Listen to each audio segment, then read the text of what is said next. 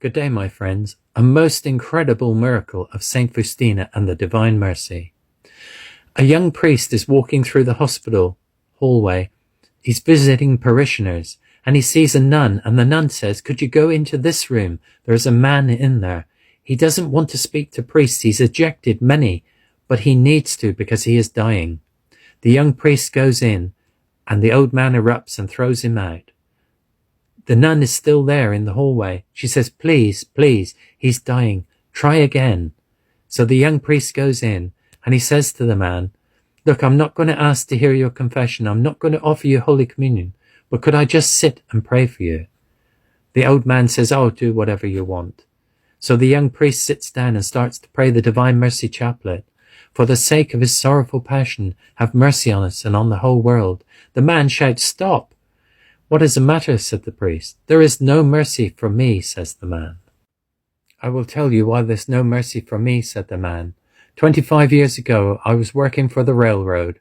My job was to lower the crossing guard arm when a train would come to prevent cars from going onto the tracks. But one night I was drunk. I did not lower the crossing guard arm, and a young family were killed, the parents and 3 children. They came onto the tracks and were hit and killed instantly. And that was my fault, so there is no mercy for me. It is all over. The priest sat there for a moment, fiddling with his rosary, and then he said, "Where did this take place?" And the man told him of the Polish town.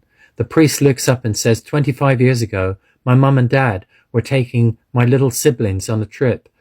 I could not go with them. They were killed on that crossing guard. And I tell you now, that God forgives you, and so do I." The man, having received such mercy from this priest who had lost his whole family, realized that God could forgive him, and he made his confession and received Holy Communion.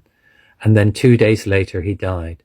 When the priest left that man, he went back out to see the nun, but she had gone. He asked the hospital staff where she might be, but they said, "We don't employ nuns." It took years before he found out. He went to Vilnius, where Saint Faustina lived, and he had to conduct a mass there. And he saw the picture on the wall, and he said, "This was the nun I saw a couple years ago." But the sister said, "No, Father, she has been dead since 1938. And he realized that Saint Faustina is working from beyond the grave, still distributing God's divine mercy for all who seek it. God bless you, my friends.